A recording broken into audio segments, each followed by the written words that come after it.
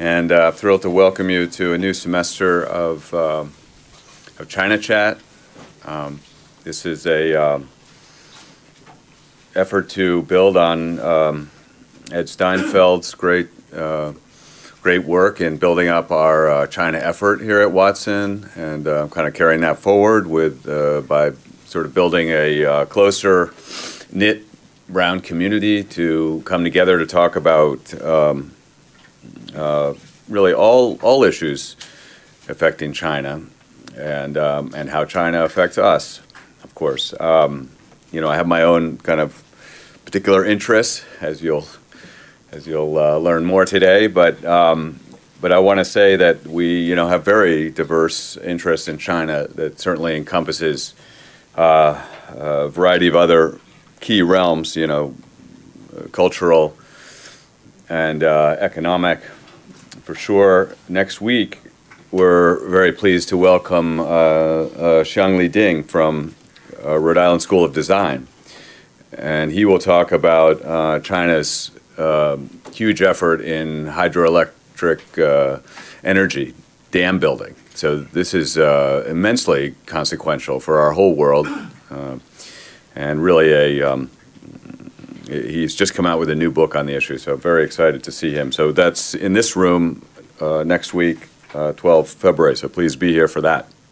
And the week after that, we'll have our own Saul Wilson, who's a postgrad here, who will talk on the issue of China's political economy, and that's a particular forte of our group here at Watson. So please, you don't want to miss these talks. By the way, I will say I still have an opening actually on 5 March. So if anybody here in this room has some research they want to put forward, don't be shy. We will welcome you here. And when I say building community, part of that is drawing from all parts of our community, including certainly including graduate students, although we've also been privileged to be able to showcase a lot of Brown's own faculty and invite scholars from around, let's say, around the neighborhood, like RISD, like Naval War College, like,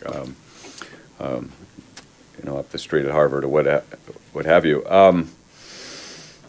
Okay, well, one other thing I do want to say before I launch into this talk. It's a talk I gave at Harvard early in December, and then I gave at Beida, Peking University, in December as well. So I'm pleased to share it with my friends at Brown. It's really the identical content.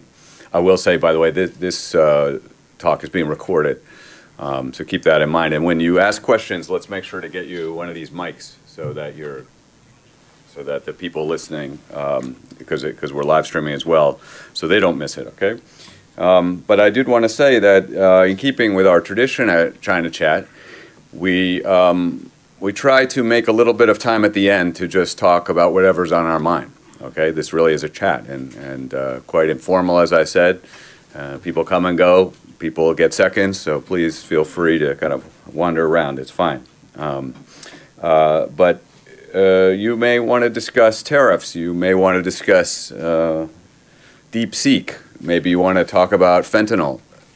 These issues are on all our mind. It's such a wide range of issues we think about every day in U.S.-China relations and with China in general. So please, we will talk about this rather dark subject, but I will reserve the last 10 minutes to invite you to raise other issues on your mind and ask not just me these questions about fentanyl and so forth. I'm no expert on fentanyl, but well, my wife is. But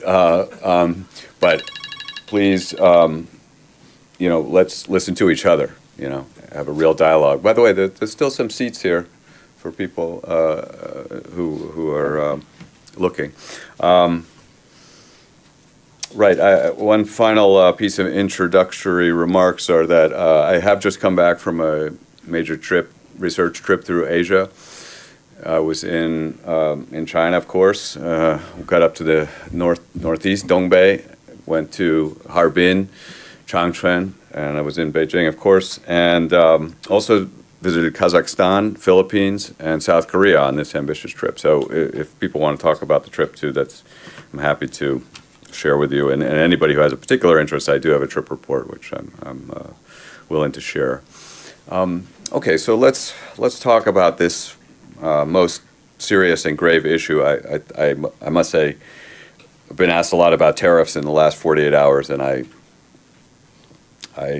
keep trying to tell people we got to, let's say, remember what's really important, and that I don't mean to. I'm not trying to demean that issue at all. That does affect people's livelihoods, of course, but this is an issue that truly impacts all of us, and we ought to keep it front and center. And I've always maintained, and it'll come to this in the end, that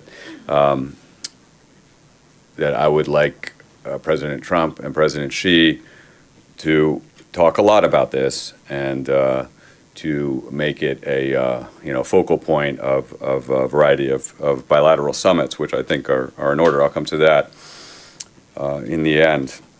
Now, I've been working on nuclear weapons and nuclear strategy for a long time. Did my dissertation on that issue, so I continue to follow it closely. We have some new and disturbing news on this front. Just a couple of weeks ago, at the end of January, this article came out in the Financial Times. I'm sure many of you have seen it, discussing a new military headquarters being built in Beijing that is said to be something like 10 times the size of the Pentagon, which is pretty ambitious if you've ever spent time in that building. And of course, not surprisingly, maybe this building seems to be built very deeply into the ground, and which certainly suggests it has the ability to withstand at least some kind of nuclear hits. And I must say, having wandered around Beijing and Shanghai quite a bit over the last couple of years, this is not the only place where you're seeing people dig deep and lay a lot of protective construction work. So this is rather disturbing, let's say. We may hope it's just kind of a vast employment project, but I'm not so sure. Here's another piece of rather disturbing news that has popped up in the last few weeks among people who follow the cross-Strait balance, as I do. And this, not only does this seem to be real, as far as I can tell, but this article, this initial set of writings on it, may underestimate just how many of these ships are being built. And as I'll discuss, this is a critical part of our thinking, even as we consider the nuclear issue, which unfortunately is coalescing with the Taiwan issue in some very, very dangerous ways. Okay, well, it's not all doom and gloom. I just saw this in the Washington Post. So if you want a little bit of happy news on U.S.-China front, I think I found some cheer in this article by Graham Allison, and maybe we'll bring Graham down to discuss it. It's I think, a very important piece. So have a look at that. Okay, well, I think most of you know me, so I won't dwell on my background at all, really, but I do a lot of work on China. I try to go to China a lot. This was my visit to the Chinese Navy Museum. I follow the conventional balance very, very closely, but remain interested in the nuclear balance as well. That's me at Tsinghua University last year. I was back there, of course, on my last visit, but you got some of the foremost Chinese nuclear strategists right there sitting, talking with me, so that try to get there frequently. By the way, on the top right, you see some of my work on Russia-China relations, and my book on Russia-China relations should be out this year, I'm pleased to say, and we'll come and share that with China Chat as well. But as I said, a real focus of mine over the last decade has been to kind of zero in on the conventional balance, and this I do recommend for those of you who are interested in the cross-Strait conventional balance, this study from CSIS, which I have studied extremely carefully, and as you can see on the right, the Chinese, our Chinese friends have studied it incredibly closely as well and reported out its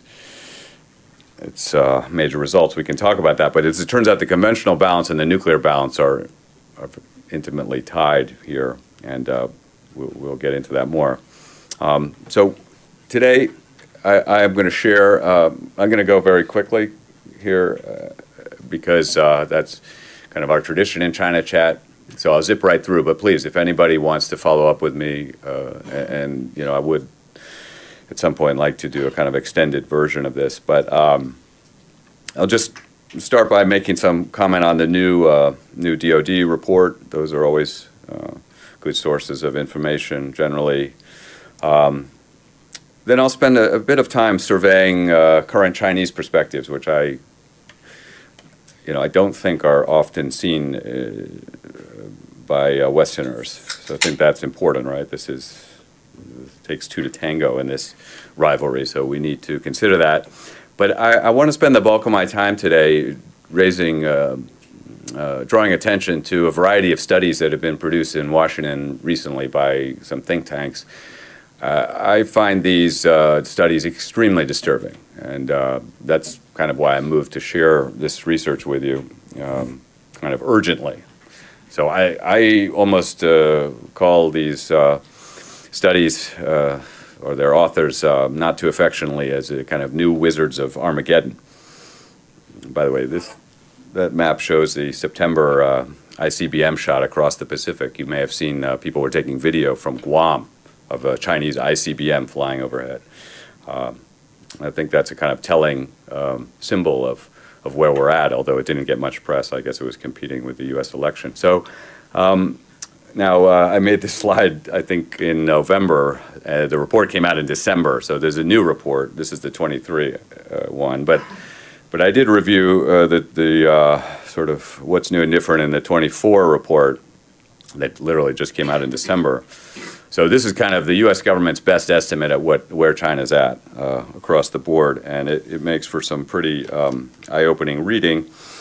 The highlights are China has over 600 operational warheads.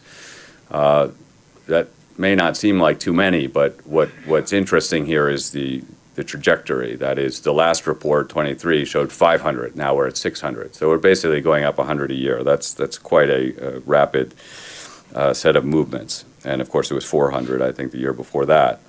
And China is projected to have 1,000 operational warheads by 2030. And they were said to have built, and this is really the big story that probably most of you have heard already, that China has built about 320 silos. Okay, and you know that is how to put it. Those are not cheap, and I believe 320 new silos. I believe that's more than the total silos that Russia wields, for example. So Russia is the biggest nuclear power on Earth. So I think that gives you an idea of the scale of what is going on, you know, out there in China's western deserts, in Xinjiang, Gansu. Okay, so that's a kind of look at what. Let me underline one more point. When you look at this new report, you're going to see the word low yield all over the new report. Now, that's not entirely new, but it should be very disturbing to all of us, and I'll explain that a little more as I get through the end of the talk, but the tendency toward building up low-yield weapons shows a new inclination on both sides to entertain the idea of limited nuclear war, which is extremely disturbing. All right, so I'll probably use that word disturbing a lot in this talk. Forgive me. I'm disturbed. Okay, so forgive me, I didn't get the translation for this slide up, but I just came across this as I was finishing up my book, and I thought I'd share it quickly. But what this is a Chinese article looking at Russian tactical nuclear weapons and kind of puzzling over why does Russia have so many tactical nuclear weapons? What is the point? And one of the part of the reasoning, this Chinese analysis, which is a bit dated, I think it's something like 2014, yeah, 2014, explains that this is to compensate for conventional weakness. So, you know, that's quite an interesting conclusion. It's interesting that the Chinese were studying, you know, Russia's tactical nuclear weapons arsenal, but this corresponds, you know, logically with the notion that China is thinking hard about where it wants to go on this. Although the tone of this particular article, and this was about 10 years ago, is more, you know, this is a problem for the world. So that's interesting. But I think the tone has shifted considerably, in part because of what we've been doing. Now, some of you may recognize the title of this book, 2034, Admiral Stavridis. Actually, I think he's speaking at Harvard this February, so you can ask him yourself what his thinking is on this. But if you read his book, you know, and I hate to steal his thunder here, but he projects a war between the U.S. and China that ends with a nuclear exchange. I won't tell you what American cities are become craters. It's very uncomfortable reading, and I must say, although I don't, I'm not in love with this book, but I think he's exactly right that is the way the war could end, you know, plausibly. Now, this book didn't go unnoticed, as you can see, and China, you know, was, I think, quite rightly disturbed by this book. Okay, they read it carefully, you know, not surprising. So what have the Chinese been saying lately? And here you have a professor, I think he's at Fudan. I haven't met Professor Zhang, but he says, hey, you know, those Americans, you know, they talk a good game, but when you really look at it, what those Americans do is they, you know, they talk a lot about arms control, but actually they act like they're getting ready to fight a nuclear war. So he said, you know, you've got to keep that in mind. So I thought that was a pretty interesting observation. But actually, this one I consider even more important. And I also haven't met Professor Hu. Unfortunately, I think he's at Tsinghua. Why do I say this article is particularly important? Because this phrase, 美国战略机会主义, I've seen in a lot of Chinese nuclear strategy assessments. I think this is those characters are kind of the new kind of buzzword for suggesting why exactly China has to build up its nuclear forces so massively. And sorry, I didn't translate those characters, but what they're talking about there is U.S. strategic, so-called U.S. strategic opportunism. So a sense that that the U.S. could lever its nuclear advantage to gain strategic dividends. So this is the tone, and I think this is, to me, that phrasing kind of explains pretty well what we're seeing China engage in here. I did get to meet these authors on a visit to Beijing, and I asked them point blank. I said, let me get this straight. You're telling me that you are really thinking about limited nuclear war now? And I was shocked at the answer. I expected them to say, no, it's not, you know, we're not really engaged in that. But actually they said, yes, we are studying this very carefully now. And I said, well, why are you doing that? and they said, and of course it's not funny at all, they said, we're doing that because you're doing that. Pretty straightforward. And I must say, quite accurate. So I've done quite a bit of work on how Chinese strategists interpret the Ukraine war, including on the nuclear side. So I refer you to this article that I wrote about. I have also not met Professor Zhao. He's at Fudan. He's a very well-known Russia expert. But yeah, I mean, there's China, I think, is of two minds on this. They're quite disturbed by what Russia's been doing, no question about it. But on the other hand, they realize that nuclear weapons are trumps in many respects. Okay, that's my timer telling me to get moving. Here's no claim that this is some kind of major authoritative article or anything, but I must say that this is the first time I've ever seen a Chinese nuclear strategist say that it's important for a country to have a surprise nuclear strike or first strike capability, that gives more leverage. So that, this is, I think, an outlier. I haven't seen that elsewhere, but I just, to me, it kind of shows this sounds awfully 1980s, doesn't it? And is that where we're going with China into the 1980s? I sure hope not. That was a scary time. I grew up then. A lot of talk about the Cuban Missile Crisis. I guess that's good. That was exceedingly dangerous. I think some people here lived through that. I did not, but I'm not quite that old. But here's just another example, though, of how influential I think this this idea of strategic opportunism here. This was a 2023 analysis. Very, very interesting piece. Also mentions the Cuban Missile Crisis. Here's some discussion of this new U.S. deployment of medium-range missiles to Philippines, which, as you can imagine, they're rather anxious about. Okay, well, let me turn around now and talk about kind of, you get a glimpse of the Chinese discussion. Let's talk about what Americans are saying, especially those folks in D.C. And I commend all of these studies. You know, there's a lot of ink being spilled on this, which I think is generally good.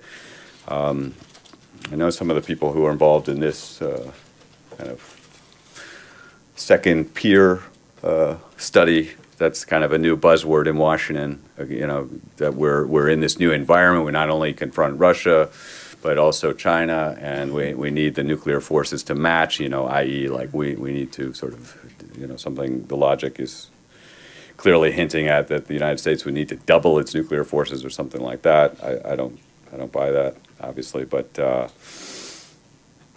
argument is being made. Anyway. Okay, the studies that I want to focus on, there are two from Atlantic Council that came out in 2023. This is one of them by Professor Kronig from Georgetown. Maybe he's listening on the live stream.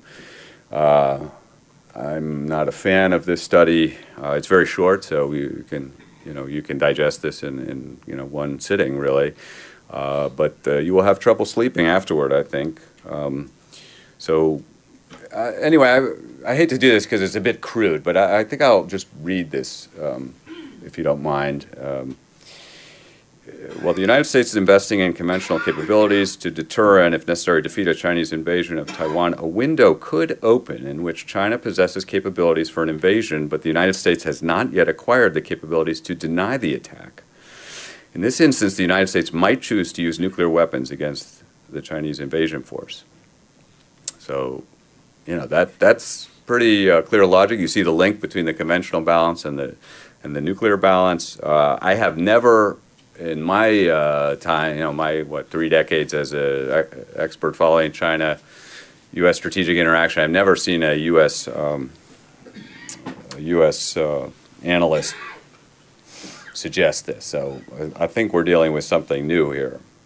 But as you can see, it's this is quickly gaining momentum in Washington. Okay, this analysis by Professor Kronig.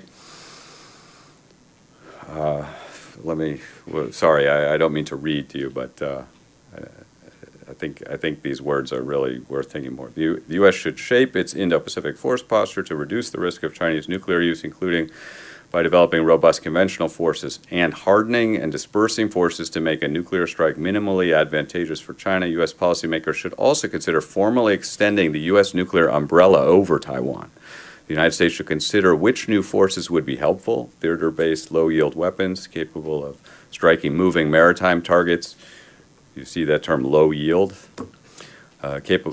Because such a war could escalate, the United States should consider further investments in homeland missile defense. So better get going on those defenses.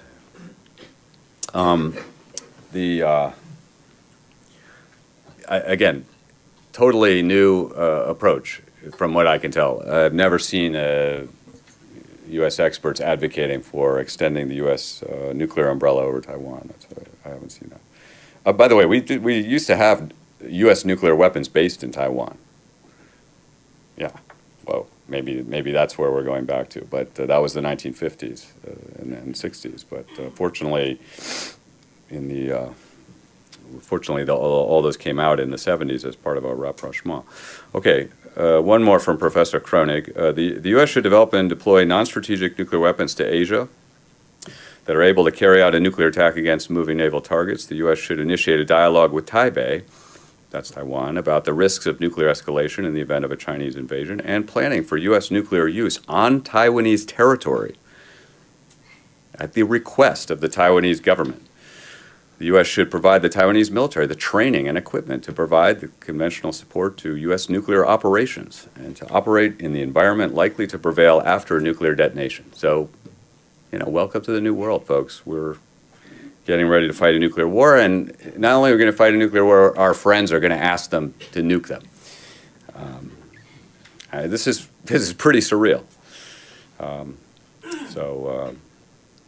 Anyway, this is, by the way, the Atlantic Council is not some kind of obscure think tank. It's one of the leading think tanks in Washington, D.C. And there's some further evidence. This fellow Kronig has the ear of our national security advisor. I think they co-authored a piece even. So these people are not far from power at all. In fact, this guy, Greg Weaver, I don't know him or Kronig, but Weaver was the head of nuclear strategy planning in the Joint Chiefs until he retired recently. So that literally is one step away. You know, if we're about to fight a nuclear war, who would the president call? Probably that person, right? The lead nuclear planner for the Joint Staff. So, you know, I would say this guy is 2 steps from the button, and here's what he has to say. This is also published by the Atlantic Council, by the way. Limited nuclear first use to coerce war termination on China's terms. This role for Chinese nuclear forces essentially mirrors an element of Russian strategy. So, you know, so they're learning from the Russians, apparently. I partly agree. Initiate limited nuclear use to avoid defeat by coercing the adversary to terminate the conflict on one's own terms, or at least on terms that one can accept. China's growing arsenal of militarily effective theater nuclear capabilities backed by a highly survivable strategic nuclear deterrent enables this role. There is one potential circumstance in which this would most likely be considered by China's leadership. If it faces the impending defeat of the PRC conventional invasion, this course of action would be made more credible and thus more likely if China's leadership believes there is a marked asymmetry of stakes favoring China. So a lot to unpack there, but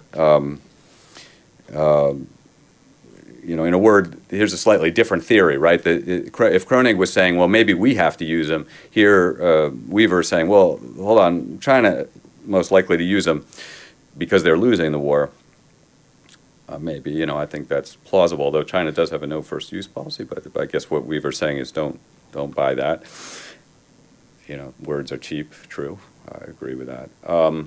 Okay, here's another point by Weaver.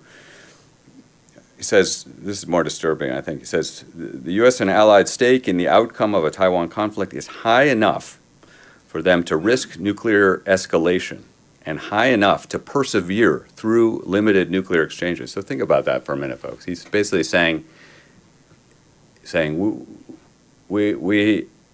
stakes are high enough that we need to fight this war and fight. If it comes to limited nuclear war, so be it.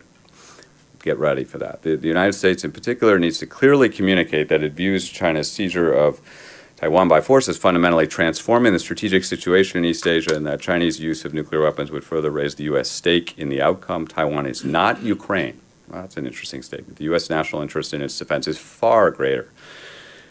Well, I'm pretty familiar with the Ukraine situation, and I disagree with that. Anyway, but some of you may agree with that. I don't know. I think some people in this current administration may hold that view. Okay, last point from Weaver here. Destroy the Chinese amphibious invasion force offshore. China has a unique vulnerability to U.S. nuclear attack in a Taiwan invasion scenario, the landing operations themselves. The landing force has an inescapable problem. It must concentrate to land sufficient force to overcome the Taiwanese defenders. If it does not, it will be defeated on the beach. But against a nuclear-armed adversary, concentrating large-scale amphibious landing force offshore for many hours presents perhaps the best possible conventional force target for nuclear attack. Yeah. So basically, we have a very juicy target, folks. How could we pass this up? That's pretty, you know, that's pretty scary, because what you have here is an experienced nuclear planner saying this is, you know, this is our what do you call it, silver bullet here, our ace in the hole. course, the piece, strangely does not work through the next step. Let's say we did do that. How does China respond? Did they take out Hawaii, Anchorage, Seattle, Guam? You pick the target. Surely China would respond, but that's not really dealt with. All right, one more piece of Washington wisdom I'd like to share with you, or not the opposite of wisdom, really.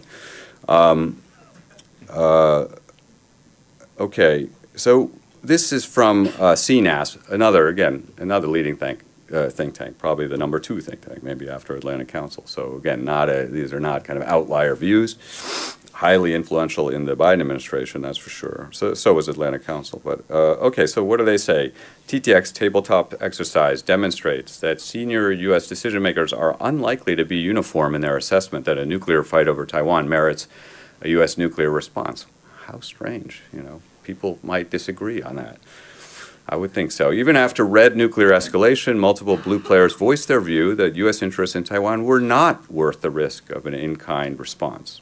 Well, that sounds reasonable. Meanwhile, red players consistently priced in blue responses into their actions and showed a greater tolerance for operational risk, given a set of strategic conditions. These differences indicate that PRC nuclear escalation would likely create a significant political decision-making challenges for the United States. So yeah, I think that's a little bit more accurate than Mr. Weaver's assessment. So good on CNAS, but it gets worse.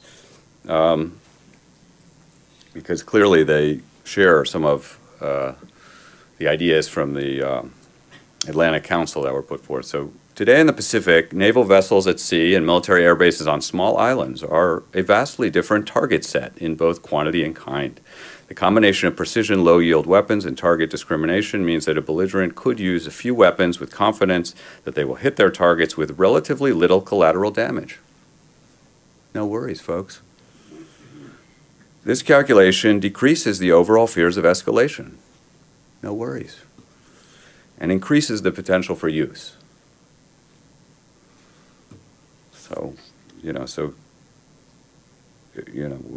can see why I'm a little stirred up about this. One final thought from CNAS here, these authors. U.S. leaders may need to create substantial escalatory pressures to manage the conflict. So we got to escalate, folks. That's the only way out of this. Given the asymmetry of targets, that's an interesting one to think about, the asymmetry of targets. The United States likely lacks the necessary theater nuclear capabilities to engage in effective conflict management to forestall successful nuclear coercion. Okay. So we'd better build up fast and figure out this target issue. All right, let me, this is my last slide here, I think, and I'll just say, to summarize, I think we're in a very dark place right now. Although, I too would rather talk about tariffs, but we better talk about this.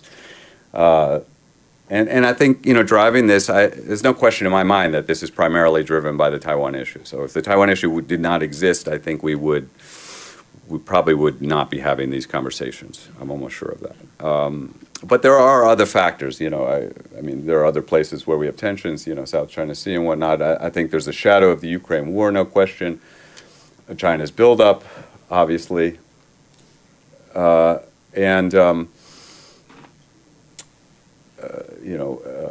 is part of this. Hypersonics are part of this. And by the way, China seems to have many deployed hypersonic missiles, many types, let's say, and we don't have any. We're working on it. But let me emphasize this last point here, which I think is really really disturbing. That is, even in the happy scenario where war is avoided, and I do think that there are ample off-ramps, as I'll go to in a minute, but to me, we face the prospect of spending a huge amount of money on this. I mean, did you see every single part of those arguments were premised on the fact that we're going to massively build up both our conventional and our nuclear forces, all right? So the opportunity costs. Brown has a tradition of looking at the costs of war. These costs are immense, and if some of us think there are other things we maybe should be spending these funds on. Okay, what are my recommendations very quickly, and then I'll open for questions, maybe 10 minutes of questions, and then 10 minutes of China chat, about sanctions and whatever is on your mind. But, okay, well, you heard I definitely am advocating for G2, call it G2. G2, people don't like that term, but a U.S.-China summit, annual summit, is very badly needed. It should not be 3 hours, it should be 3 days, and one of those days should be focused on these issues we're talking about here. I think we also needed a P5 annual summit. I've just published a piece on that. I can send that to you too. But the idea that Russia, China, the U.S., France, and Britain their leaders would get together, maybe even twice a year to talk through these issues, I think is also critically needed, and would probably be a good way to start to end the Ukraine war finally. Okay. How do we dial down Taiwan tensions? This is so important. Like I said, in a way, that is the Gordian knot that is driving this whole problem. I think we need some kind of resumption of cross-strait negotiations. I think the United States should advocate and even push for that. I think we need Washington to return to a genuine, a substantive one China policy, which we've gotten far away from, unfortunately. I think we can think about curtailing some of these surge deployments that have been going on. I mean, if you've been watching the Philippines, as I have, or the Ryukyus, for example, what's going on there? I mean, every exercise is larger than the last exercise, okay? So yes, that's unnerving the Chinese, but it's also so there is some deterrence aspect, but it works the other way too, folks. And China may see incentives to go sooner rather than later. That's one of my big concerns these days. And China, of course, we want China to also reciprocate with restraint in its exercises, which have been large and also destabilizing. So one way we can work on this is to think seriously about no first use. I really think that this would help alleviate a lot of the stresses that we can see here. I think sort of taking nuclear weapons off the table would lower the temperature massively and probably do quite a bit to prevent that temptation toward escalation, which I fear is probably more on our side, actually. That temptation toward first use. I could go through, more arms control measures. You may wonder what about this diagram here. This is a diagram of a Russian system from a Chinese naval journal, and Russia seems to be working hard on this system. It's like a unmanned vehicle that carries a thermonuclear weapon. It's powered by nuclear power, so it can travel thousands of miles and go at high speed. It's, sort of an apocalyptic weapon. I think it's real, and it seems like North Korea is actually playing around with this similar kind of toy. And, look, civilized countries, if you will, China and the United States, should get together and say this kind of thing is out of bounds. We don't need to go there. And so that's an area we could work on with China. But, there are other areas we need to work with China on. So let me stop there. And how about some questions? Okay, Jim. Professor Head. Oh, hold on. Yes, Jim, let's get you. Make sure the people on your computers can hear you. So, Lyle, all of this is very logical and scary, as you say, but my main concern about this whole thing is the fact that we're being led by an impetuous decision-making president who will doesn't listen to advice and is also doesn't have a good sense of cause and effect. How does that play into this whole scene? Right.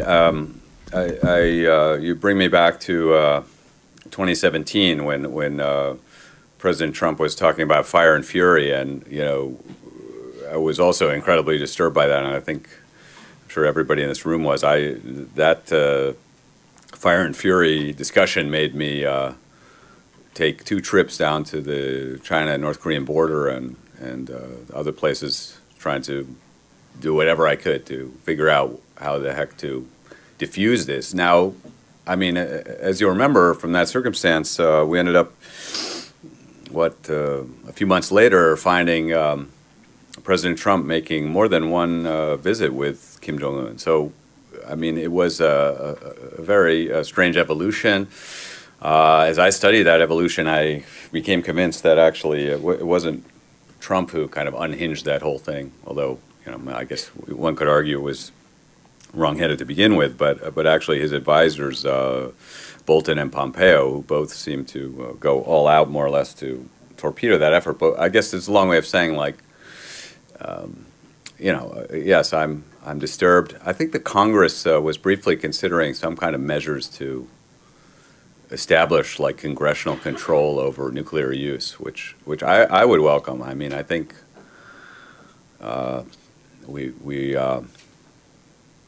the tendency in the use of force in general, but also in even in nuclear use, has been toward nuclear command and control, has been toward making sure that the president can hit the button whenever he wants. But I mean, I think as your question strongly hints, that should make us all rather uncomfortable.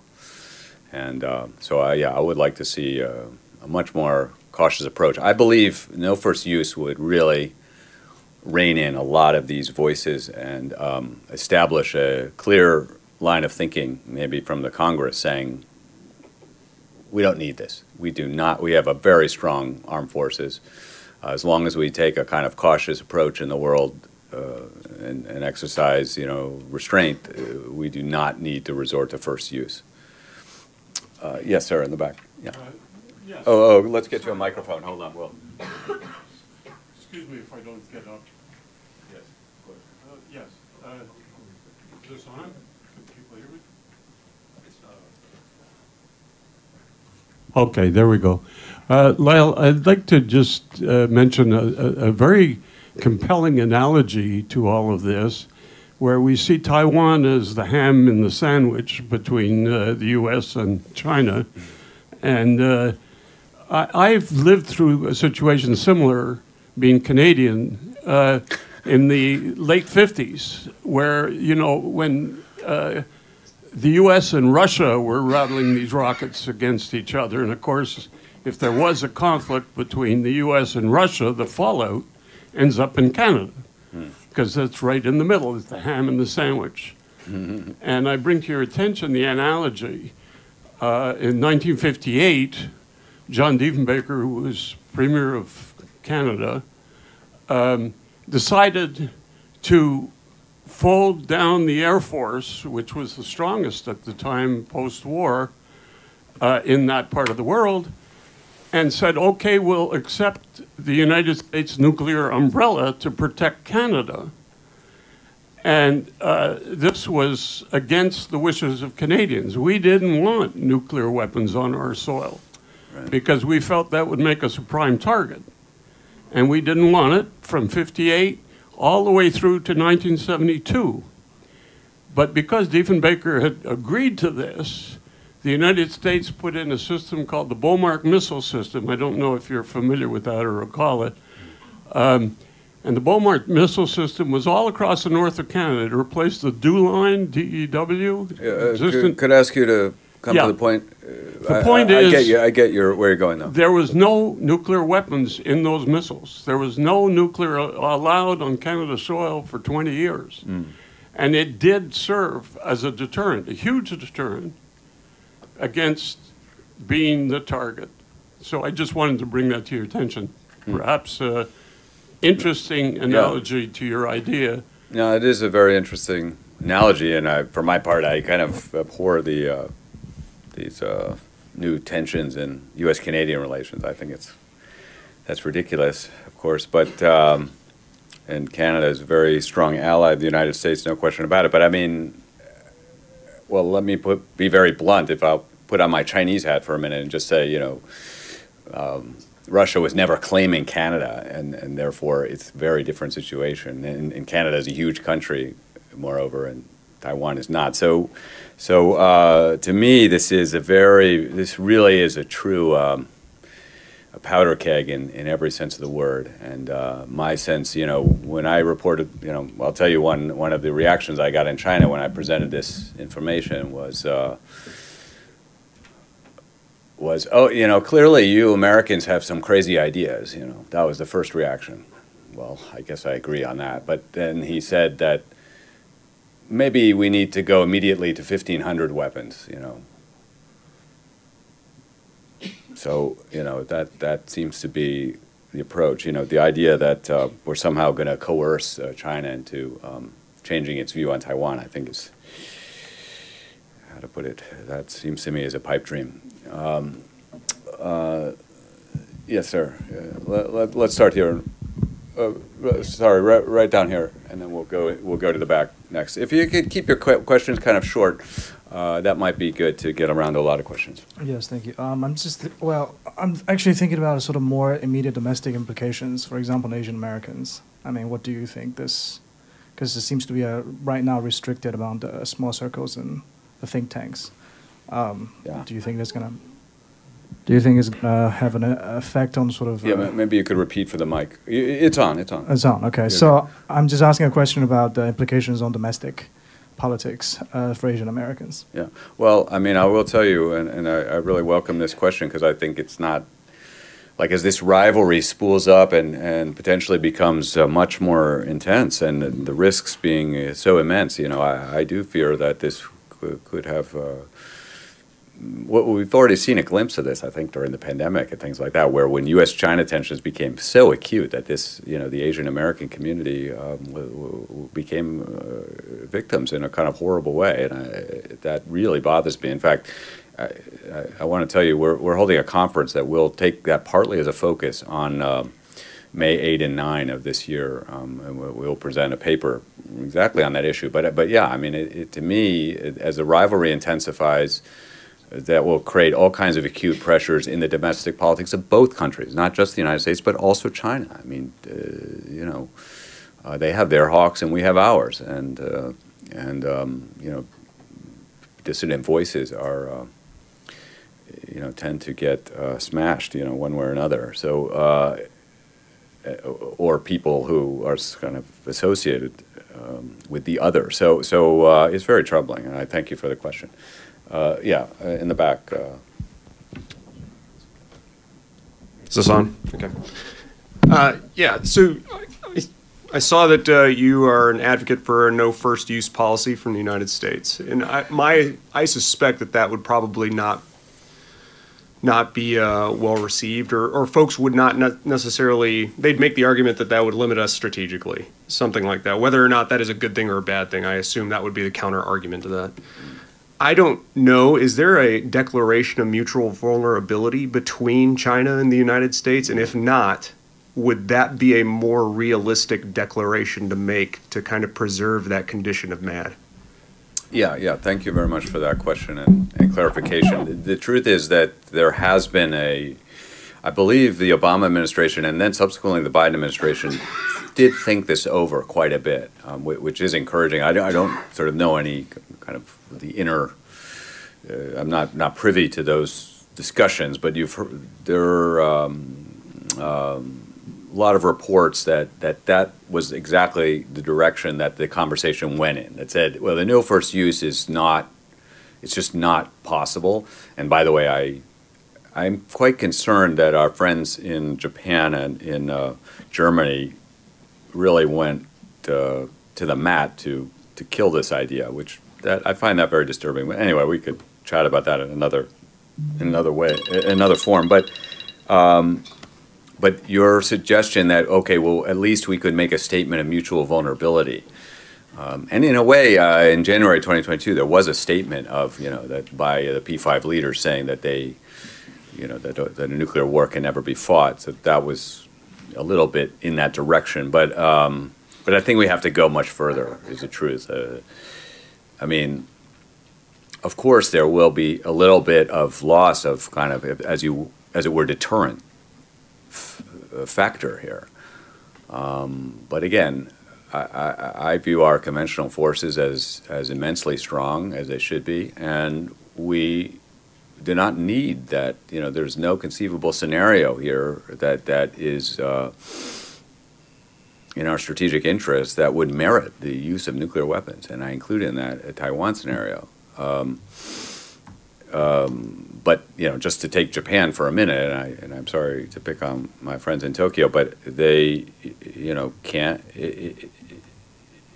What kind of threat from China are they envisioning against Japan that would merit the sacrifice of American cities? You know, do you know about the Diaoyu Senkaku dispute? This island with goats on it? No, I'm not going to fight a nuclear war over an island with goats. It's really not an island. It's more like a rock. So, you know, there are some fairly, you know, ridiculous issues out there that are kind of masquerading as U.S. strategic interests, and I'd like to see that stop and us get to a much more realistic, safer, more stable place that prevents this terrible nuclear arms race, which will bankrupt us and put us on the brink for the next, you know, several decades. Yeah, Caleb. Yeah, could we get the microphone down here?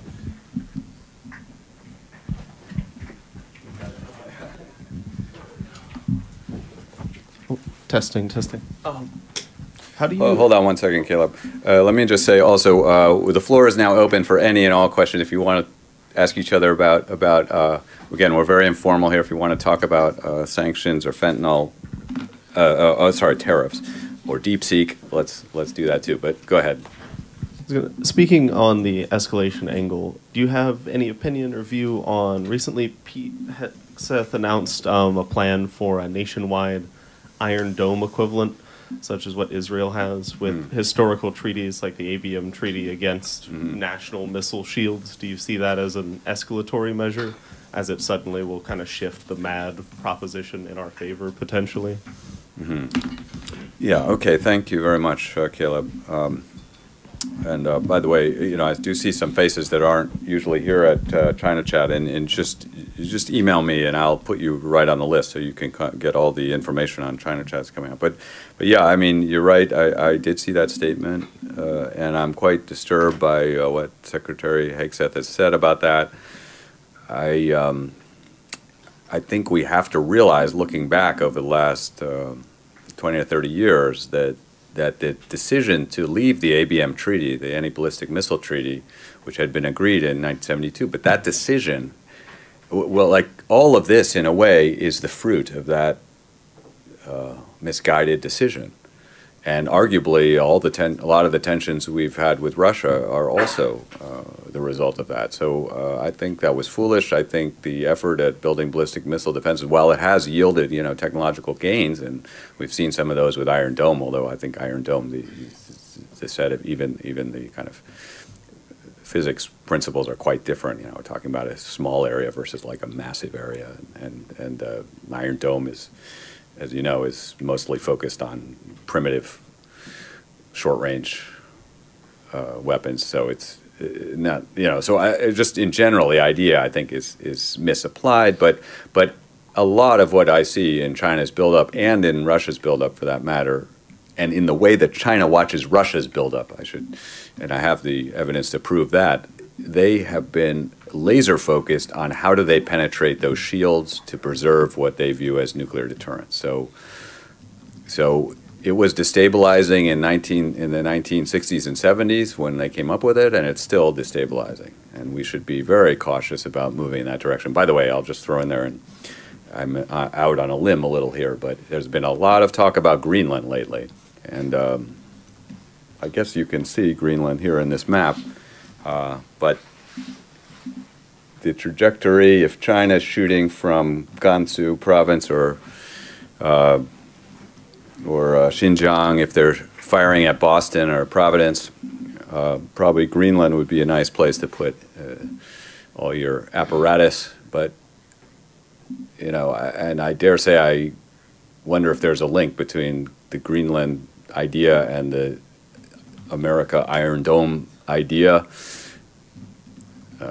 It's, again, this is a way to unhinge, you know, U.S.-China strategic stability, and could be very costly and destabilizing. And I don't have high hopes that this would be successful. So thank you for raising the point.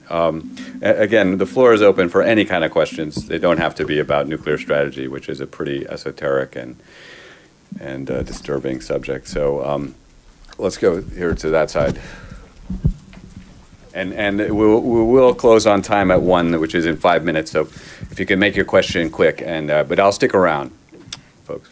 Thank you so much. I know you said you were sick of talking about tariffs, but I would love to hear your thoughts on like how long you think any tariff would last, because people are going to start to get priced out of things and complain, and it seems really unsustainable. Yeah, no, I take the point. And I'm not sick of talking about tariffs. It's very important. You know, I have no doubt that one of the major reasons why the election went the way it went is because of increasing prices. And so, you know, I don't think you have to be a PhD economist to realize that tariff here and tariff there, you know, will eventually set off another round of major inflation, which would seem to be self-defeating. So I guess my going-in thought is that this will quickly, this tendency will quickly go away, because I think the current administration is rational enough to realize that they would be completely shooting themselves in the foot. But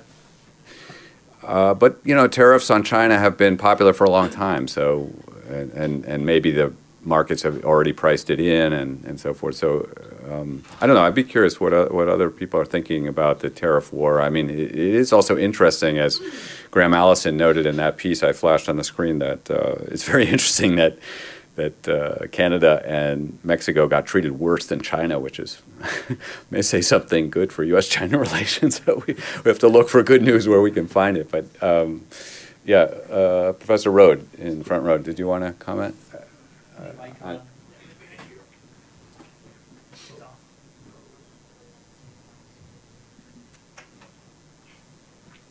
Hi, Grant Rode from Boston University. About half a dozen years ago, you wrote "Meeting China Halfway," and so I see and I hear the same patterns from that book. In other words, the focus on cycles of de-escalation rather than cycles of escalation. So, my question is, are you a voice in the wilderness? Do people in China talk to you and actually take seriously your approach? Do people in D.C.? How do you estimate your place in the conversation? Well, thanks. We're trying. I think you know, one reason I wanted to make this lecture public is mine is kind of a clarion call, you know, if you will, a voice in the wilderness saying, you know, hey folks, this is really dangerous. We've got to honestly, we've got to shut this down by taking some definite measures toward stabilizing U.S.-China relations. I would much rather argue about tariffs and about DeepSeek and its implications than talk about this kind of thing. Look, I'm a little bit encouraged by some of what I've seen, though. So some of the people, some of the senior people in this administration, it seems to me, understand how important U.S.-China relations are and want to lower tensions. You know, I mean, well, to name the most obvious, you know, and I believe there was, a big article, was it in the Times or in the Post? This big headline, you know, Elon Musk is a huge risk to national security. You know, never mind that he definitely played a role in saving Ukraine, but I would say that from what I can tell of Musk and his approach toward China, there's a lot of encouraging signs that he, you know, understands that we need to have a pragmatic relationship with China and that we can't make China an enemy. So I'm just saying, like, I'm not altogether pessimistic. Check out this piece today by Graham Allison in the Washington Post. It's also a more kind of a more encouraging vision that we are not on the brink of the apocalypse. So anyway, thank you so much for coming today. Don't miss next week. It'll be an incredible discussion of the environmental situation in China as it relates to the hydroelectric development, the dams that we see everywhere in China and around the world, frankly. But thanks again.